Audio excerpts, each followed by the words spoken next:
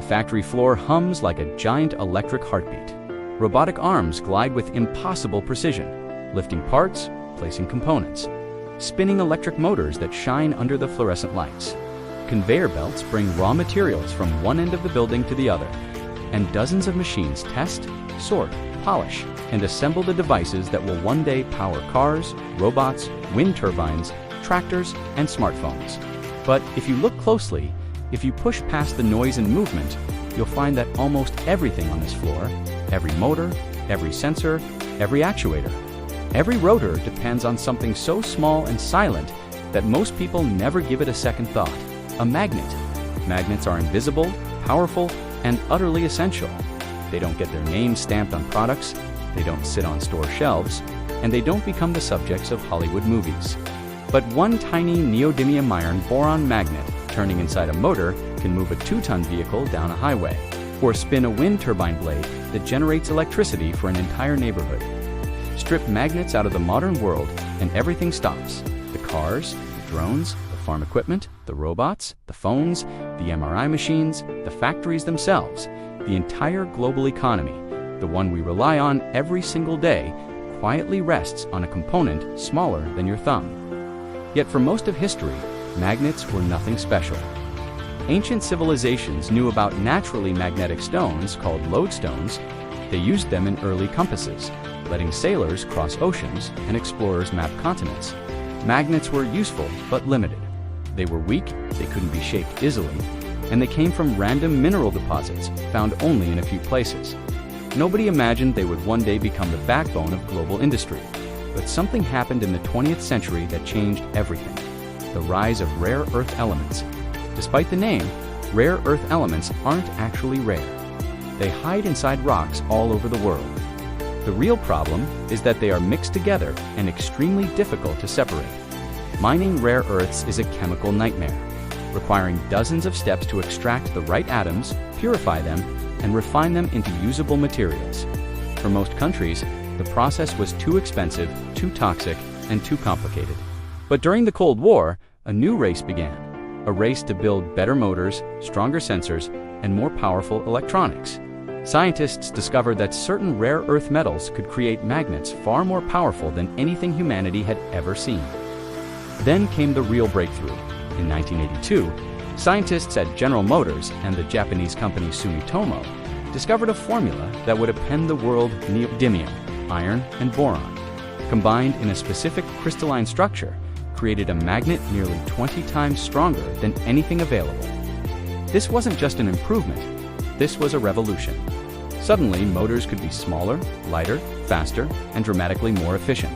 Speakers could be tiny, hard drives could shrink, electric tools could become powerful.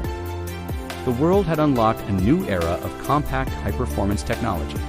But creating these magnets was one thing, producing them at scale was another. The chemical process to refine rare earths produces toxic waste that requires careful handling. Many countries didn't want to deal with it. China, however, saw an opportunity. Throughout the 1980s and 1990s, it invested heavily in rare earth mining and magnet production. Slowly, quietly, and with little international attention, China became the world's magnet factory. While other nations closed their mines and shut down their processing plants, China built more. By the early 2000s, the world woke up to a surprising fact. One country controlled more than 90% of global rare earth magnet production. That meant something startling. The United States could build advanced fighter jets, but had to import the magnets inside their engines. Europe could manufacture wind turbines, but relied on foreign suppliers for the magnets that made them spin. Automakers could design electric motors, but had to source the most important component from across the world. It wasn't just an economic dependency, it was a strategic vulnerability. If anything happened to the supply chain, the consequences would ripple through every industry on Earth. And in 2010, something did happen. After a territorial dispute with Japan, China briefly restricted exports of rare earth elements. Prices skyrocketed overnight. Manufacturers panicked. Governments held emergency meetings. Companies realized that even a temporary disruption could cripple entire sectors. It was a warning shot that echoed across the global economy. And from that moment on, nations began scrambling to rebuild what they had once abandoned. The race to build magnet factories ignited. The United States, Canada, Australia, Japan, and several European countries announced plans to re-establish rare earth mines and processing plants. Billions of dollars were allocated to magnet manufacturing facilities. New refining technologies were developed to reduce toxic waste. Recycling programs expanded to recover rare earth elements from old electronics. For the first time in decades, the world was trying to break its dependence and diversify the magnet supply chain. But even with these efforts, the truth remained. Magnet manufacturing is brutally complex. The ore must be mined, crushed, dissolved, separated, purified, and reduced into metal. The metal must be melted, alloyed, cast, crushed into powder, pressed into shape, sintered at high temperatures, coated to prevent corrosion, magnetized with a massive electromagnetic pulse, and finally tested to meet exact tolerances. One mistake can ruin an entire batch. One contaminated batch can ruin a motor. This is not a process that can be easily copied or cheaply done, and the demand keeps growing. Electric vehicles use powerful permanent magnets in their motors because they are more efficient and produce incredible torque. Wind turbines rely on giant neodymium magnets to keep spinning, even at low wind speeds. Consumer electronics require countless small magnets to create sound, vibration, and motion. Robotics depends on magnets for precision movement. Medical devices depend on them for scanning and diagnostics. Even farm equipment, from electric tractors to automated machinery, uses rare earth magnets to operate advanced electric systems. As the world transitions to cleaner energy and more automation, the demand for magnets surges higher each year. That's why economists now call magnets the oil of the clean energy era. Without them, EVs slowed down. Wind turbines shut off, drones fall from the sky, industrial robots stop. The green energy transition stalls, and modern manufacturing collapses. Magnets aren't just components, they are leverage. The countries that control magnet production control the industries of the future. Transportation, renewable energy, robotics, military technology, and advanced electronics. In the last few years, the competition has intensified.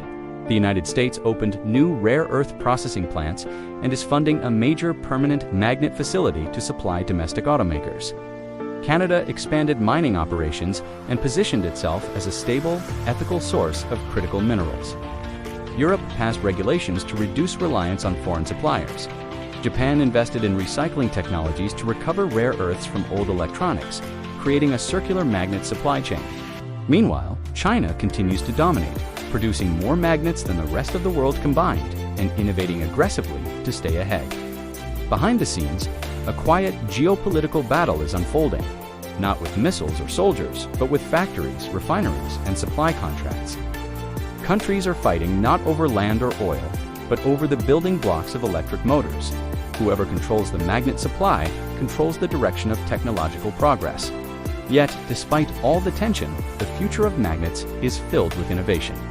Researchers are developing new magnet materials that require fewer rare earth elements. Engineers are experimenting with superconducting magnets that could transform power grids and transportation systems. Scientists are working on cleaner refining processes that reduce environmental impact. Some companies are even exploring asteroid mining, hoping to tap into cosmic deposits of rare metals.